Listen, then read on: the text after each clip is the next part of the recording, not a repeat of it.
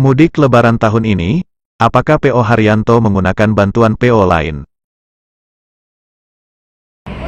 Emang hari ini terakhir aku gunain bis-bis bantuan wisata, insya Allah. Semua PO mas gunain bantuan bis-bis teman-teman, nggak Haryanto aja. Karena tujuannya yaitu biar nggak ngerusak jam pemberangkatan penumpangnya.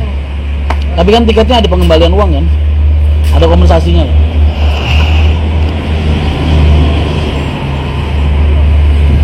Jadi di antara dua keputusan yang sama-sama buruk, kita ambil keputusan yang dampak kerusakannya paling sedikit. Sama-sama buruk, dioperin tuh buruk mas, tapi kalian gagal berangkat lebih buruk lagi. Jadi di antara dua hal itu kita ambil yang resikonya paling kecil, yang dampak kerusakannya paling kecil. Pemudik tahun ini, katanya banyak yang komplain, gimana tanggapannya? Kalau komplain itu berarti mereka nggak biasa naik bis boy. Karena dari 2003 sampai sekarang itu yang namanya komplain setiap arus mudik itu pasti ada. Dan semuanya masalahnya cuma satu, masalah keterlambatan. Jadi kalau dia baru komplain sekarang, kemarin kemana aja? Simple kan. Kalian bocah-bocah kemarin sore mas.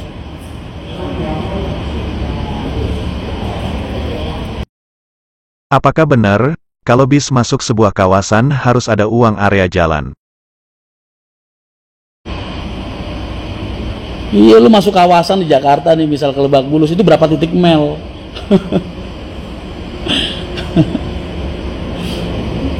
Banyak pengeluarannya mas. Lu pikir bis sampai Jakarta itu kagak ada pos-pos? Ada. Mel-mel malah gede, iya. Belum lagi mel terminal tuh biasanya yang biasa 50.000 jadi 100.000 kalau lebaran, yang biasa 100.000 jadi 200.000. Sama mas, di truk juga sama mas. Mel itu apa mas? Mel itu apa ya? Apa ya bahasanya ya? Mel itu ya?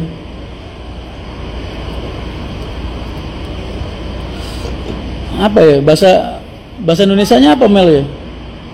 Upeti lah mas, ya kayak gitulah. Upeti lapangan. 50.000 per bis. Contoh nih, misal bis dari Jakarta nih masuknya ke Lebak Bulus, ke Pasar Rebo, Kampung Rambutan, itu tiap titik ada melnya mas. Bayangin, per titik dia ngambil penumpang itu ada melnya per bis. Kali berapa bis?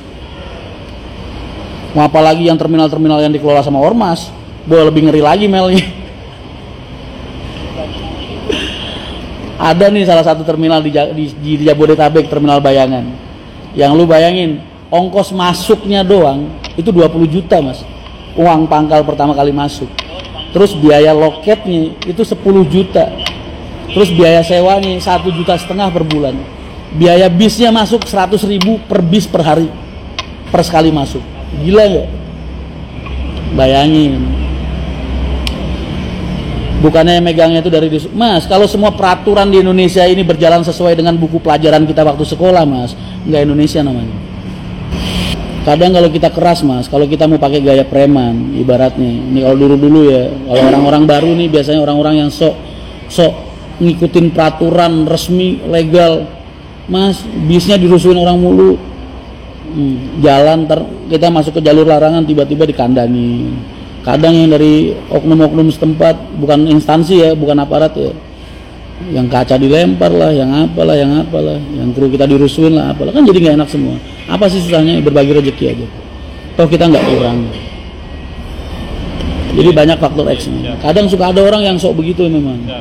Terus pokoknya gue harus tertib, bayar segini ya segini gitu misalnya. Tapi orang-orang kayak gitu malah nggak bertahan lama hidup di jalan biasanya mas. Karena akhirnya dia menciptakan permusuhan. Sebelum kita masuk ke terminal-terminal resmi mas, terminal-terminal daerah itu banyak dikuasain sama orang-orang tua di wilayah mereka masing-masing. Jadi ibaratnya ada kampung itu, tiap kampung, tiap daerah punya tuan rumah, punya kepala suku. Ada orang-orang tua di sana yang hidupnya jauh lebih lama dari kita gitu.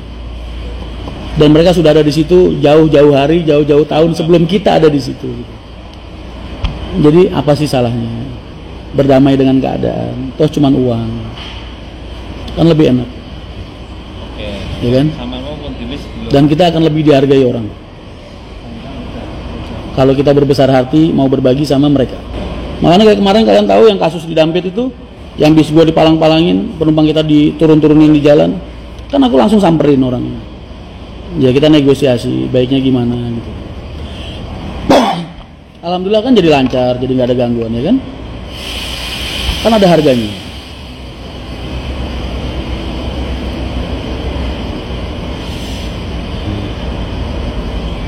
Saudara, nggak bisa mas lepas dari kayak gitu. Lah, kalian tahu pom bensin, rest area pom bensin, orang-orang punya perusahaan. Kalau kalian punya perusahaan nih di daerah-daerah gitu misalnya, nggak mungkin kalian lepas dari hal-hal kayak gitu, nggak bisa. Pasti ada. Dampak positif ngemel mas, ya teman kita semakin banyak, terus kita di lapangan juga semakin dihargai orang, terus kita juga usahanya jadi lancar, nggak ada kendala. Mas, uang situ tuh apa? Uang bonus puter balik mas, uang bonus, karena kan macet jalan, mereka dari Jakarta juga kan nggak bisa ngisi langsung pulang ke arah timur karena nggak ada penumpang, jadi ada bonus tambahan. Makanya gue bilang, gue nih bukan malaikat, gue banyak dosa, banyak kesalahan yang Allah tutup aibnya dari kalian semua. Jadi jangan berharap muluk-muluk sama gue sama kayak kalian, punya banyak kesalahan, punya banyak kelalaian, punya banyak kekurangan, sama. Makanya gue nggak pernah mau tangan gue dicium, karena orang yang di hadapan gue tuh, gue selalu ngerasa setiap orang yang ada di hadapan gue itu jauh lebih mulia, jauh lebih baik daripada gue, siapapun dia. Gue udah ngerasa kalau di hadapan orang itu udah sekotor-kotornya orang gue. Banyak kesalahan gue di masa lalu, nyakitin orang, nyakitin hati orang, nyakitin fisik orang, merusak hidup orang, banyak banget. Tapi itu dulu. Makanya ini redemption lah. Jalan hidup baik gue yang selama ini gue tunjukkan ke kalian itu bentuk penyesalan gue atas semua kesalahan gue di masa lalu.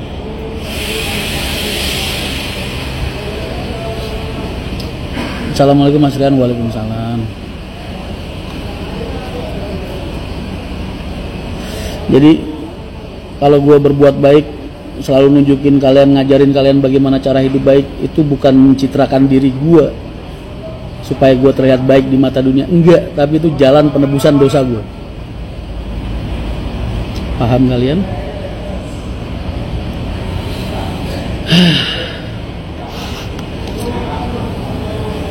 Minal aidin wal faidin, varian siap.